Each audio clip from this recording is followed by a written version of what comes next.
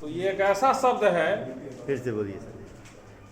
जो जिससे सभी महिला लोग को और पुरुष लोग को भी रूबरू होना होता है। पुरुष लोग को कहाँ रूबरू होना होता है ये भी बताएंगे, और महिला लोग को कहाँ होना था वो भी बताएंगे। लेकिन छेड़छाड़ के कठिन शब्दों के साथ आए हैं, आप लोग का जोरदार ताली मांगेंगे। छेड़छाड़ क्या है? छेड़छाड़ शब्द स्त्रीलिंग शब्द है। इसका अर्थ अनुचित रूप से कोई बात कहना, अशिष्ट व्यवहार करना, तंग करना, गलत तरीके से छूना को हम छेड़छाड़ कहते हैं। अब छेड़छाड़ से ऐसे 99% माना जाता है कि महिलाएं ही जो है सब प्रताड़ित होती हैं, लेकिन हम 50% का जो आबादी पुरुष है वो भी प्रताड़ित होता है। कैसे होता है बाद में। अब छेड़छाड़ में एक हम लोग के पाठ्य पुस्तक में है गुड टच बैड टच कविता है, तो उसमें एक लड़का का फोटो है, एक लड़की का फोटो है। उसमें यह बताया गया है कि जो ये सिंबल है सही का, इसको छूने से बच्चा अपने आप को समझता है कि ये अच्छा चीज है। इसको अगर कोई व्यक्ति छू के टच कर रहा है, इसका मतलब कि उसका सोचने का या हमारे प्रति जो नजरिया है वो अच्छा नजरिया है। और जो रेड से लिखा हुआ है उसको अगर कोई व्यक्ति टच करता है तो इसका मतलब उसका नजरिया गलत है। और हम शिक्षकों का भी ये कर्तव्य है कि बच्चों को इसके प्रति थोड़ा सा सजग करें, जागरूक करें। हम भी इसको बहुत गंभीरता से नहीं सोचे थे, लेकिन ऐसे लमसम एक आध महीना पहले इस कविता को जब बहुत गंभीरता से देखे तो हमको लगा कि नहीं, इसके अंदर बहुत कुछ छुपा हुआ है। तो सबसे पहले सिर जो है सो हमारे गुड टच में है। कोई आदमी अगर किसी का सर को सहलाता है, चाहे लड़की हो लड़का हो, तो उससे कोई प्रभाव नहीं है। लेकिन वहीं पर अगर कोई उसके ओंठ को छूता है, चाहे वो लड़का हो या लड़की हो, तो वो गलत बात है, उसको नहीं छूना चाहिए।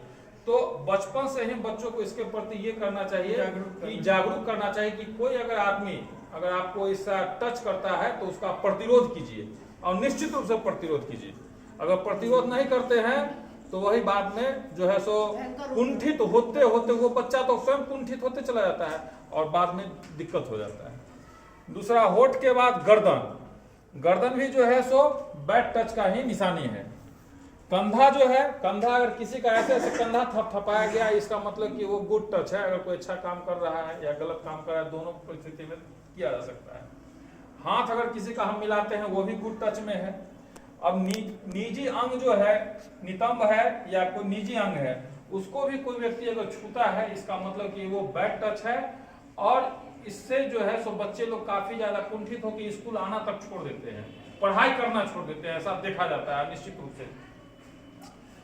अब इसी के साथ हमारे सर हैं, ये तो हमने एक पक्ष बता दिया छेड़छाड़ का। इसका अब लाभ क्या है?